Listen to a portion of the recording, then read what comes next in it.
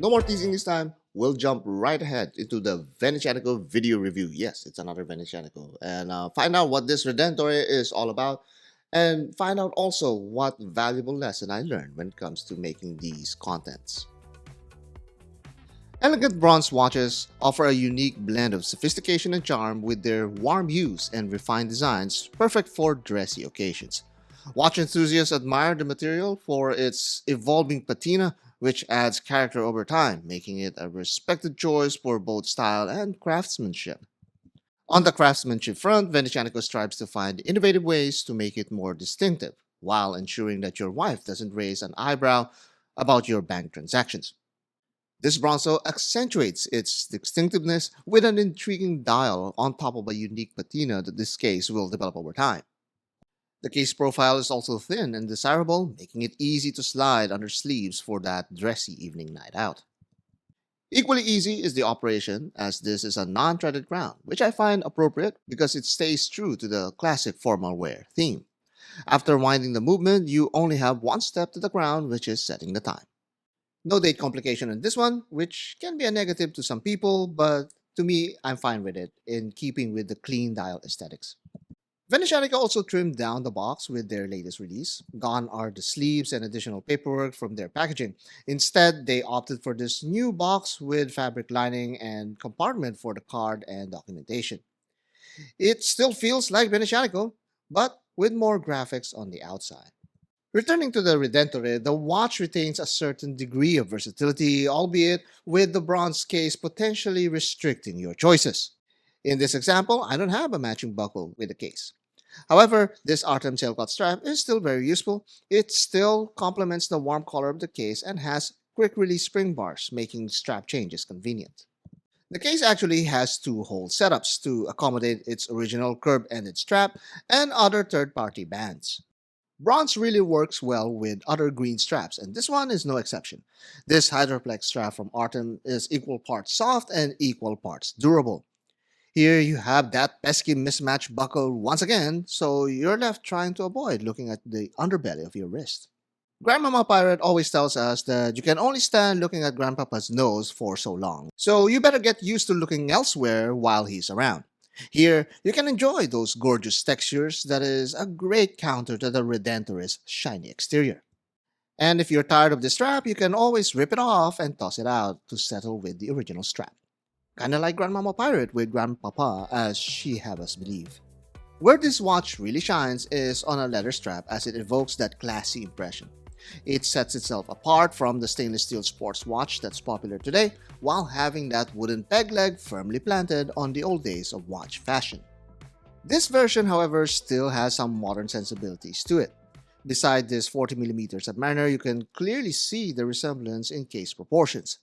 As much as 38mm and smaller watches are making a comeback, this dressy watch still has a large imprint that is commonly seen on modern sports watches. These large watches still sell quite a lot, so there's a clear market for these.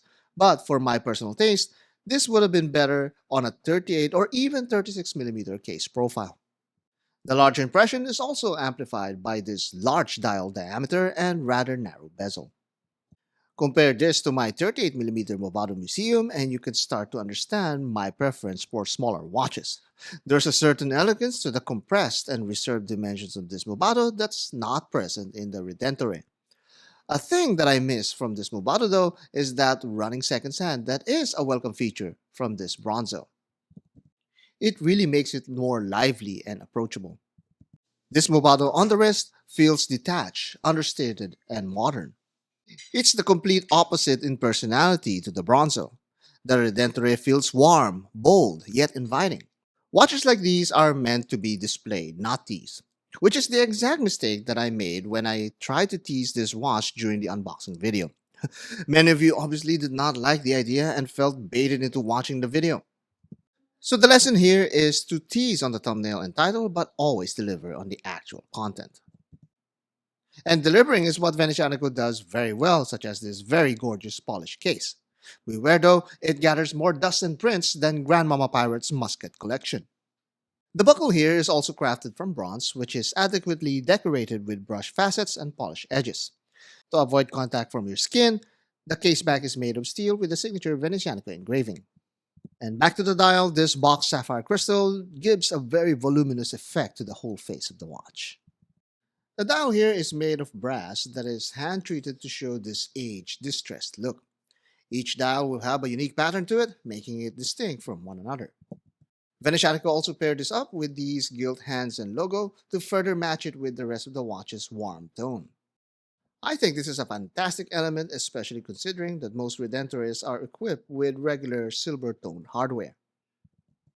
Something needs to be said about how Venezianico goes about the effort of imbuing handcraft to many of their releases. Yes, I agree, sometimes their watches tend to be a little bit pricier than many other microbrands, and they also don't use many of the modern features that we all love, such as, quick release spring bars. And I think the biggest knock that I've heard against this brand is that they don't really have much of that Venetian DNA in their design language. I must admit, I still need to take a deeper examination of the historical signatures of Venetian art to truly take a stab at this intellectual argument. But for what it's worth, Venezianico offers a consistent design direction throughout its collection, which is rare for smaller companies like this.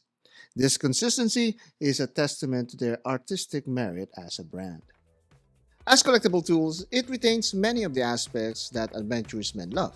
The mechanical workhorse, the hefty and durable construction, the simple understated appeal, it's all here. This Redentore Bronzo's main selling point is really the uniqueness through time aspect. True time as in using aging as an artistic expression on the dial, and true time as you yourself age the bronze case as you wear it. Whether you're a Venetian or not, so long as you're a watch pirate, I'm sure this Bronzo will get some use from you. That is the new Redentore Bronzo from Venezianico. It has that bronze case that they've been popularizing. Well, not popularizing, but a lot of other brands are using bronze also, but they call it their own Bronzo case, and it's a reference to the bronze horses of Venice. But what's special about this is, of course, this hand-aged dial that is paired with these very nice gilt elements, gilt hands, and gilt emblem. Looks very elegant, and it's such a warm, appealing watch, especially on my skin. I like it very, very much. Still has that 40mm case that's a little bit big for these kind of watches, but they managed to do it in a very slim 10mm case because of that Miyota movement. And most importantly of all, I learned a valuable lesson of giving you watch pirates a little bit more of what you deserve. You are straight to the point. You want your content to be as immediate as possible, and at the same time, I should not take you all for granted. Apologies for that teasing video earlier. It's I thought it was a good idea back in the time, but definitely not something that I should be doing again. So thank you for being vocal about that and being straightforward, and that's what I like about this audience. You give me your honest and unbiased response and immediately, and I really, really appreciate that. So next time, go straight to the content, and none of these teasings. It's not a movie. It's not it's not a theatrical production that we're aiming for here, but we still want that content to be as quality as possible.